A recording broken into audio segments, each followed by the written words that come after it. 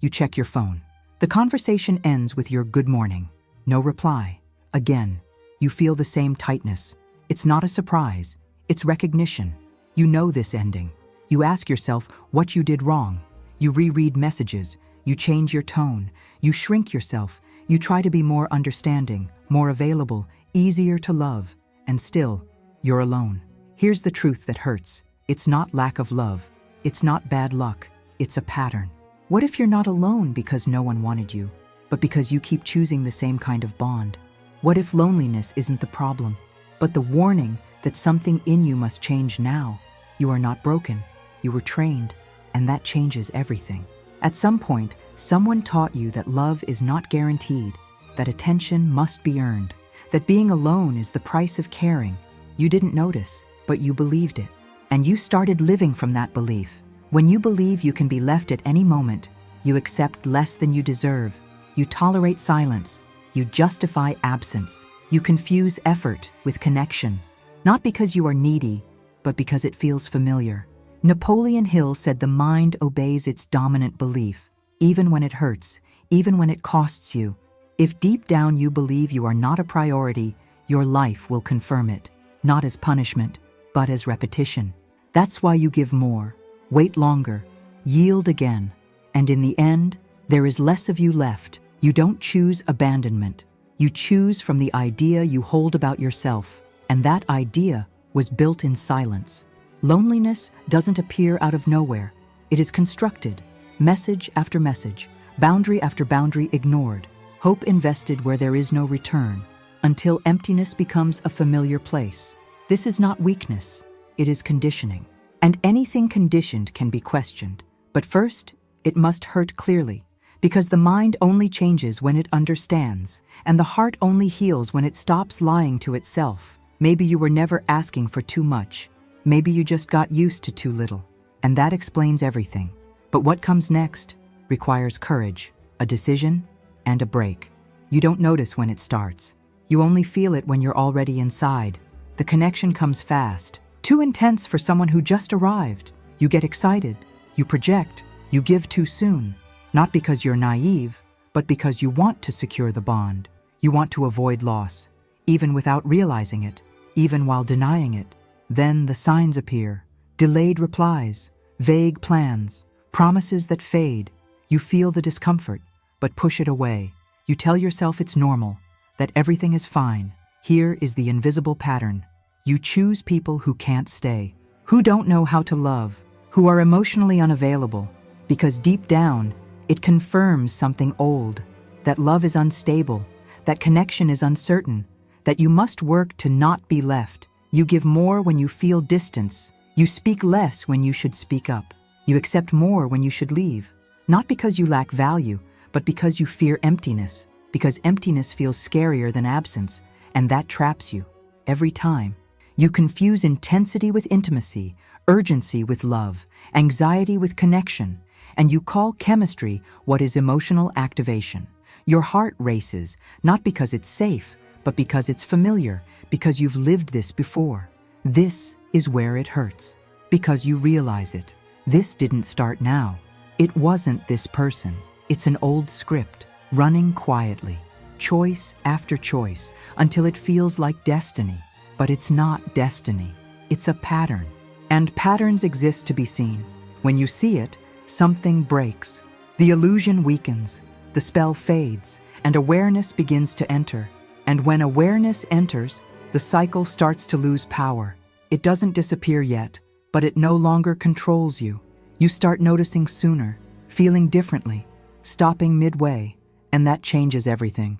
If you're still here, it means something inside you is starting to wake up. You don't have to walk through this process alone or keep repeating patterns that hurt you. This channel exists to help you understand your pain with clarity, maturity, and faith applied to real life. Subscribing isn't about videos, it's about choosing awareness. Click the button now and subscribe. At first, you endure it, then you adapt. Without noticing, you give in. You cancel important plans. You shrink your needs. You swallow simple questions. You silence obvious discomfort, and you call it maturity. You say you understand. You say it's just a phase. You say you don't want to pressure. You say everything is fine. But your body disagrees. Your chest feels heavy. Your throat tightens. And something starts to ache. You begin to monitor yourself. You think before speaking.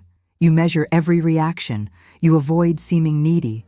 You avoid seeming intense. You avoid seeming human.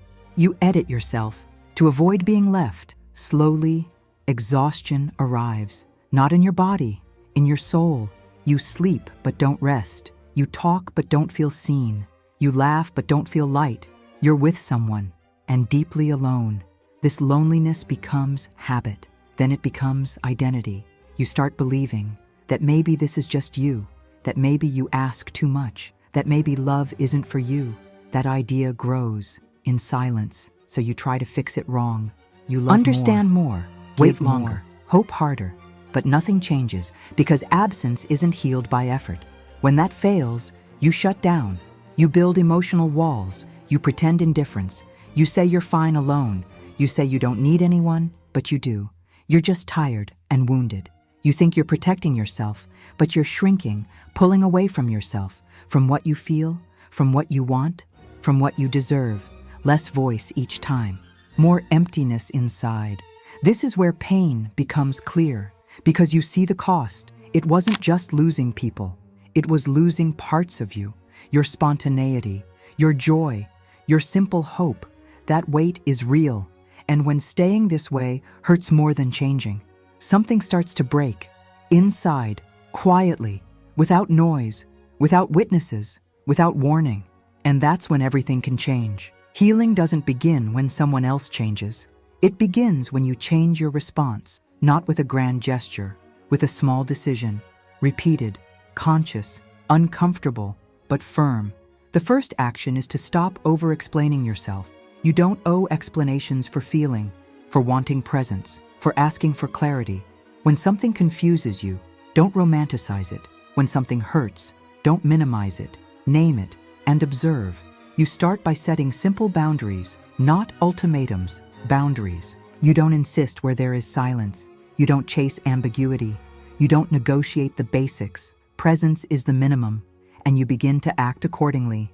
The second action is slowing the bond down, not giving yourself away at the first sign, not projecting a future too early, not filling gaps with hope. You observe more than you feel. You listen more than you imagine, and you let time reveal, without forcing. At first, this feels cold, but it's self-respect. Because urgency often hides avoidance, and you don't want to run anymore. You want to be whole, present, aware, attentive. You learn to tolerate the initial emptiness, the silence without immediate answers, the anxiety of not knowing, without rushing to offer yourself, without trying to please, without shrinking. This discomfort teaches and strengthens. Slowly, something shifts. You notice you get involved less with those who can't stay. Confusion, not because you became hard, but because you became clear. And clarity protects, always. You begin choosing differently, not out of fear, but out of awareness. What once felt attractive now feels draining. What felt intense now feels unstable. Your body learns, your mind confirms, and your soul breathes. This healing isn't instant.